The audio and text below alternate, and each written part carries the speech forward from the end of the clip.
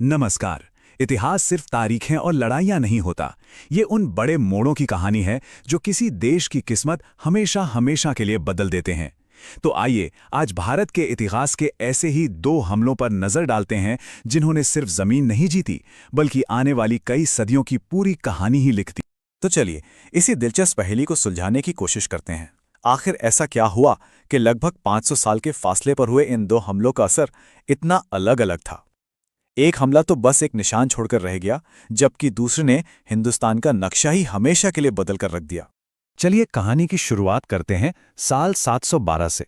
ये वो वक्त था जब अरब सेनाओं ने सिंध पर कब्जा किया। ये भारत और एक नई उभरती हुई ताकत के बीच पहला बड़ा टकराव था, एक ऐसा मोड़ जिसने भविष्य में होने वाली घटनाओं की नींव रखी।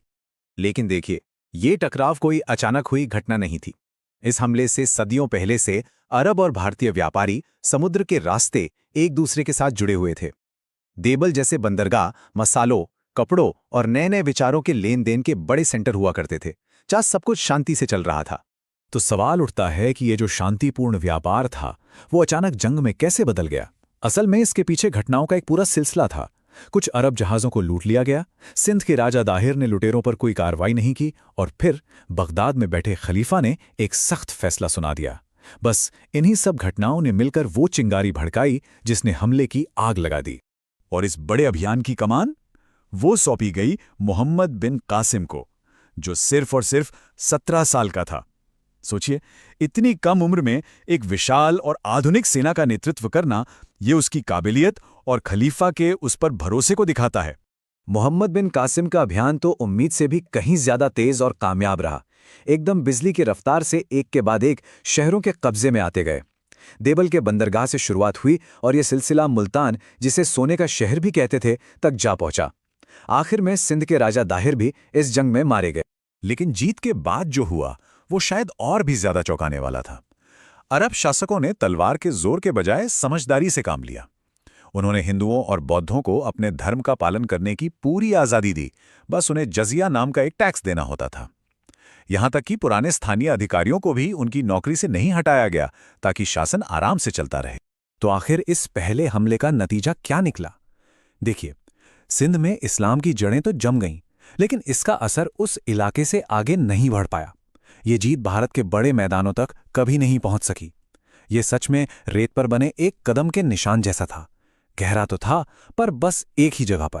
चलिए अब कहानी में एक लंबी छलांग लगाते हैं, लगभग 500 साल आगे। अब बात करते हैं एक ऐसे हमले की जो सिर्फ एक निशान छोड़ने नहीं बल्कि एक स्थायी साम्राज्य की नींव रखने आया था। ये वो मोड़ था जिसने सिर्फ एक जंग नहीं जीती बल्कि हिंदुस्तान का नक्शा ही बदल कर रख दिया। इस महामुकाबले के मैदान में दो बड़े खिलाड़ी थे।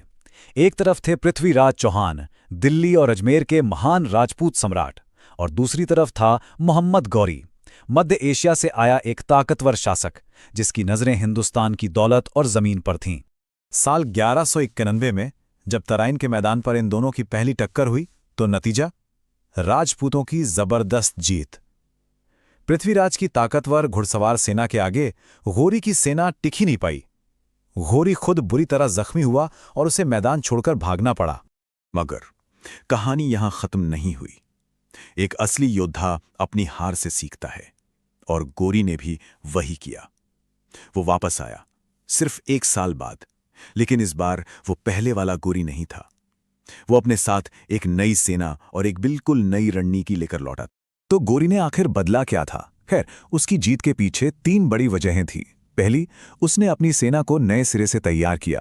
दूसरी, उसने अपनी सेना में फुर्तीले घुड़सवार तीरंदाज शामिल किए जो भागते भागते भी दुश्मन को निशाना बना सकते थे। और तीसरा, जो सबसे बड़ा गेम चेंजर साबित हुआ, वो थी झूठे पीछे हटने की चाल, जिसने राजपूतों को एक बड़े जाल में फंसा लिया।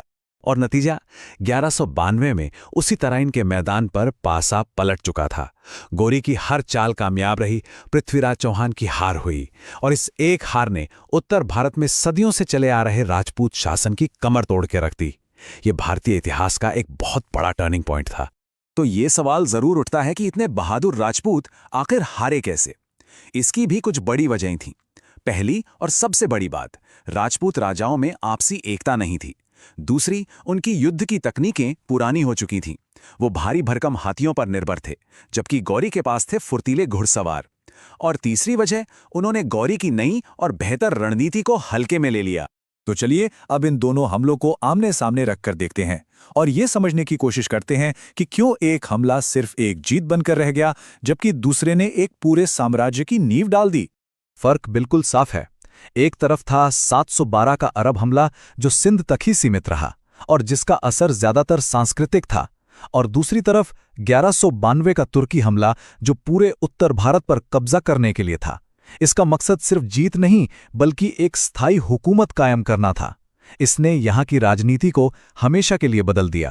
तो गौरी की इस जीत का भारत के भविष्य पर आखिर असर क्या हुआ?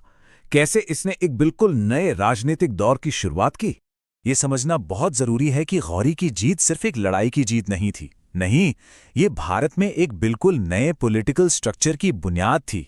एक ऐसा ढांचा जो आने वाली कई सदियों तक चलने वाला था। और इसी जीत से जन्म हुआ दिल्ली सल्तनत का। मोहम्मद गौरी तो वापस मध्य एशिया चला गया, लेकिन जाने से पहले उसने अपने सबसे काबिल गुलाम और सेनापति कुतुबुद्दीन ऐबक को यहाँ का शासक बना दिया। और यहीं से भारत में सल्तनत के दौर का आगाज होता है। और यही वो मोड़ था जिसने नॉर्थ इंडिया में एक लंबे मुस्लिम पॉलिटिकल रूल की शुरुआत की। इस एक घटना ने आने वाली सदियों के लिए इस इलाके के इतिहास, समाज और कला, हर चीज को एक नया रूप दिया। इस फर्क को समझने का एक बहुत अच्छा तरीका है। अगर 712 का अरब हमला इतिहास की किताब का सिर्फ एक चैप्टर था, तो 1192 की तुर्की जीत ने एक पूरी नई किताबें शुरू कर दी। तो एक छोटी सी जीत से लेकर एक बड़े साम्राज्य के जन्म तक, ये दो कहानियां हमें यही दिखाती हैं कि कैसे जंग के मैदान में लिए गए फैसले किसी भी सभ्यता की पूरी किस्मत को हमेशा के लिए बदल सकते हैं। तो आखिर में ये कहानी हमें एक बड़े सवाल पर लाकर छोड़ देती है। कैसे जंग के मैदान पर अपनाई गई सिर्फ एक बेहतर रणनीति एक पूरे उपमहाद्वीप की तकदीर लिख सकती है। यह हमें बताता है कि इतिहास में सिर्फ ताकत नहीं बल्कि सही सोच और रणनीति की कितनी अहमियत होती है।